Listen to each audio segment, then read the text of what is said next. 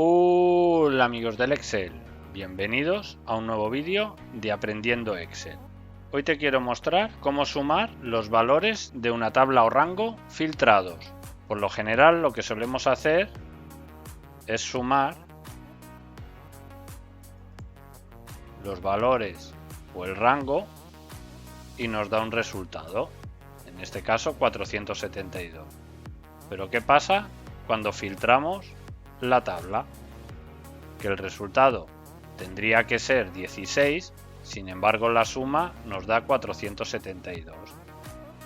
Pues bien, en esas ocasiones que lo que necesitamos es saber el resultado de una tabla filtrada, lo que hacemos es utilizar la función subtotales.